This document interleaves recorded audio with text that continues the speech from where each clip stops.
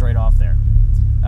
So that's exactly what the issue was. We weren't getting any actual injector pulse or spark. Let's jump in here real quick. I'm going to jump back into tuning, and let's look at what our lambda sensor is showing us. Lambda sensor is showing us full rich. Now, that was only because it hadn't came online yet. Now that it's actually come online and started to register and read, we see it's at 65 lambda, 66 lambda. We see the closed loop correction is taking out essentially full scale 25% fueling. If we pay attention down here, let's go to our compensations. We're going to find here that we have compensations in play. Post-start compensation still adding a little bit. The engine warm-up compensation is still adding a little bit. We have about a 10% total correction here, adding in from those modifier tables. So we can see that's going to dissipate away here real quickly. If we still take a look here, the lambda is extremely rich. So we're a 94 target lambda to a 70 lambda right now. So it's extremely rich with the Emtron taking out here about 25% fueling.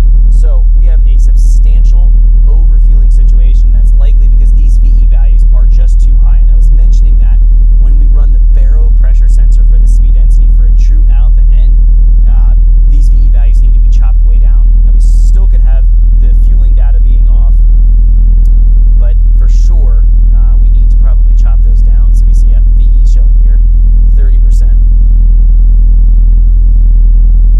Let's take a look here back into the main. Now we can see the air mass final flow is showing 8.3, so that is way, way too high. So that's what it's determining for air mass. We should be about 3-4 grams per second or so at idle. So let's go and just bring these values down. I don't want to go ahead and flood out the engine. If we go back to compensations, notice that these have zeroed out. So we have no post-start or warm-up enrichment being applied right now, and we're riding purely on the main VE table airflow and fuel model that we have to deal with. I'm going to chop this value down from 30 to 20 here at this 0% throttle. And when I do this, notice now we're about 85 lambda, 99 lambda is the target, but we're still taking out 25%. So the value is still way too high here. Let me chop it again here at about 15. Now notice we're at 1.0 lambda, target is 99 lambda. That closed loop correction is still taking out a considerable amount of fuel. If we're paying attention here under main, and we look back in here, the air mass final flow is showing about 4 or 5 grams per second. Now the engine idle speed here is about 1300, 1100 RPM, so it will show a little bit higher airflow registration at a higher engine speed. If we were at 900 RPM, we'd expect to see about 4 grams per second. Here we're about 5 grams per second, so that seems reasonable in terms of the airflow expression or estimation coming from our VE values.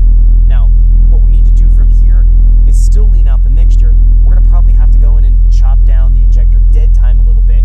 The injector dead time is what's added to the main pulse width. The pulse. Thanks for checking out our teaser clip. If you want to see the rest of this video and more than 500 hours of current EFI training we have to offer, make sure you click right here. If you want to go and check out more teaser clips from this training course, click here. And you don't want to miss any of the videos we're going to be releasing on this channel, so make sure you subscribe and click here. Thanks for watching, and I'll see you guys later.